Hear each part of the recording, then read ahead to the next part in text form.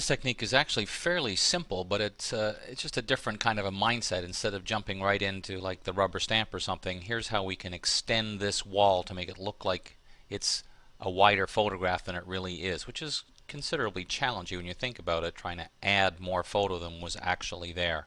So we're just going to add, let's say, an inch to the left-hand side. By anchoring the right, that will add it only to the left-hand side.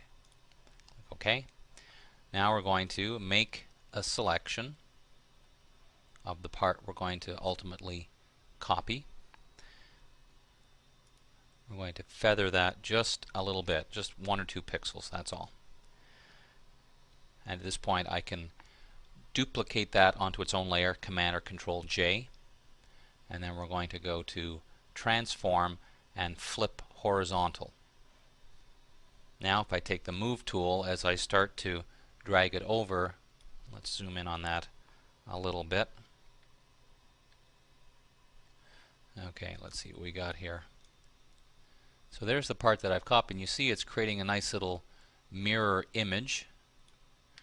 At this point I can Control or Command click on that, and to get my Move tool with Alt held down to make a copy, Option on the Macintosh, and also Shift to make that copy go straight across.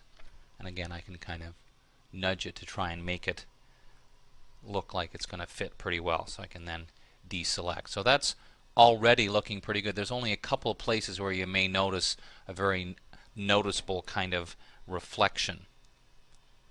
See, it already looks pretty good.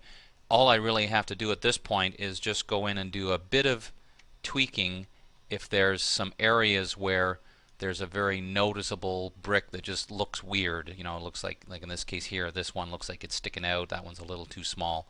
So I could very simply, either with the rubber stamp tool or just go in and pick another brick somewhere, something like this one. Move tool, get on my background layer. And then just put that on there. Actually, let's just undo that for a second. Deselect. At this point, since I'm pretty happy with it, I can merge down. That'll make it a whole lot easier, of course, for me now to touch up the areas that need touching up by selecting bricks. And again, I would normally try to zoom in even further.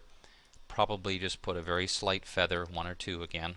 Move tool, Option or Alt, drag, and then just kind of help blend those things in. And of course you could use the rubber stamp tool as well. But overall it's a very simple idea. The whole trick to this is using that horizontal reflection to kind of make a bit of a mirror image and then fix it up so it doesn't look quite so much like a